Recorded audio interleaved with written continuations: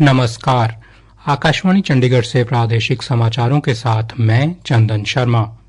आज पूरे देश में राष्ट्रीय विज्ञान दिवस मनाया जा रहा है। प्रतिवर्ष 28 फरवरी को महान भौतिक विज्ञानी सर सीवी रमन द्वारा रमन प्रभाव की खोज के उपलक्ष्य में ये दिन मनाया जाता है। उन्हें इस महत्वपूर्ण खोज के लिए वर्ष 1930 में नोबेल पुरस्कार से सम्मानित किया गया। राष्ट्रीय विज्ञान दिवस के अवसर पर आज देश में विभिन्न विषयों पर आधारित वैज्ञानिक संचार से संबंधित गतिविधियां आयोजित की जा रही हैं। प्रधानमंत्री नरेंद्र मोदी ने राष्ट्रीय विज्ञान दिवस के अवसर पर सभी को शुभकामनाएं दी हैं। हरियाणा के मुख्यमंत्री नायब सिंह सैनी ने आज कुरुक्षेत्र जिले के इस्माइलाबाद और अंबाला में जनसभा को संबोधित किया। मुख्यमंत्री नायब सिंह सैनी ने इस्माइलाबाद अनाज मंडी में नगर पालिका प्रधान प्रत्याशी मेघा बंसल के समर्थन में आयोजित जनसभा को संबोधित करते हुए इस्माइलाबाद शहर को स्वच्छ, सुंदर और विकसित बनाने की गारंटी दी। उन्होंने कहा कि हरियाणा सरकार प्रदेश के शहरों और गांवों का विकास 3 गुना तेज गति के साथ करेगी। इस सरकार ने लोकसभा विधानसभा चुनाव से पहले प्रदेश की जनता के साथ जो वायदे किए थे, उन वादों को शपथ लेने से पहले ही पूरा करने का काम शुरू कर दिया था। अंबाला में जनसभा को संबोधित करते हुए उन्होंने कहा कि सरकार अपने एक वायदे को समय रहते पूरा करेगी। उन्होंने कहा कि प्रदेश सरकार ने अपने 100 दिन के कार्यकाल में लोगों के हित में ऐतिहासिक निर्णय लिए हैं।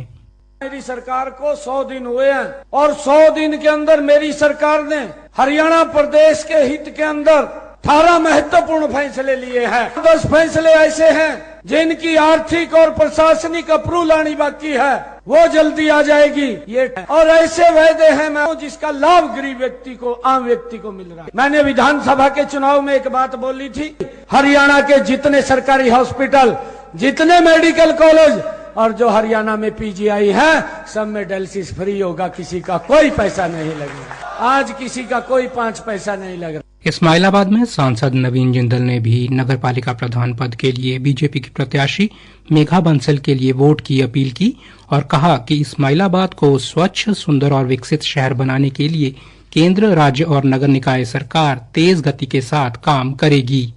हरियाणा विद्यालय शिक्षा बोर्ड 12वीं कक्षा का अंग्रेजी विषय का पेपर आउट होने के मामले में सख्त कार्रवाई की है। कल पेपर का फोटो वायरल होने के बाद बोर्ड ने तुरंत अल्फा न्यूमेरिक कोड से पेपर की पहचान करके आरोपी विद्यार्थी के परीक्षा केंद्र के सुपरवाइजर गोपाल दत्त शर्मा के खिलाफ एफआईआर दर्ज करवाई। यह पेपर पलवल के राजकीय वरिष्ठ माध्यमिक विद्यालय से आउट हुआ था। बोर्ड ने इस केंद्र पर हुई अंग्रेजी विषय की परीक्षा को रद्द कर दिया है। वहीं मेवात के राजकीय वरिष्ठ माध्यमिक विद्यालय टपकान से भी पेपर आउट होने की सूचना पर बोर्ड ने इस केंद्र से भी पेपर आउट करने का प्रयास करने वाले 3 विद्यार्थियों के खिलाफ मामला दर्ज किया है। बोर्ड के सहायक सचिव कुलदीप सिंह रेडू ने बताया कि पहले दिन अन्य सभी परीक्षा केंद्रों पर अंग्रेजी विषय का पेपर सही ढंग से हुआ और कल नकल से संबंधित कुल 37 मामले दर्ज किए गए। हरियाणा सरकार ने किसानों से जींद जिले में 20 फरवरी को हुई बारिश व ओलावृष्टि के कारण फसलों के नुकसान का ब्यौरा क्षतिपूर्ति पोर्टल पर दर्ज करने का आह्वान किया है। यह पोर्टल 10 मार्च तक खुला रहेगा।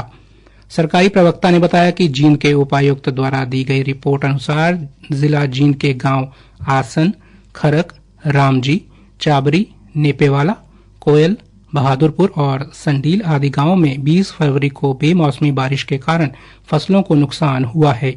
जींद जिले के किसान अपनी खराब फसल की जानकारी क्षतिपूर्ति पोर्टल पर 10 मार्च तक दे सकते हैं। खेल और शिक्षा के लिए बुनियादी ढांचे को बढ़ाने की दिशा में आगे बढ़ाते हुए चंडीगढ़ प्रशासन के अभियांत्रिकी विभाग ने चंडीगढ़ के सेक्टर 8 स्थित राजकीय आदर्श वरिष्ठ माध्यमिक विद्यालय में लगभग 7000 वर्ग फीट के क्षेत्र में 70 लाख रुपए की लागत से अत्याधुनिक एक बास्केटबॉल कोर्ट का निर्माण किया है। सरकारी विज्ञप्ति में कहा गया है कि इस पहल का उद्देश्य खेलों को बढ़ावा देना और एथलीटों को स्कूल स्तर पर विश्व स्तरीय सुविधाएं प्रदान करना है। नवनिर्मित कोर्ट में इंटरनेशनल बास्केटबॉल फेडरेशन द्वारा अनुमोदित सिंथेटिक पीयू फ्लोरिंग का प्रयोग किया गया है। हरियाणा के राज्य चुनाव आयुक्त धनपत सिंह ने मतदाताओं से 2 मार्च को होने वाली शहरी स्थानीय निकाय चुनाव में बढ़ चढ़कर मतदान करने का आह्वान किया। प्रादेशिक समाचार समाप्त हुए।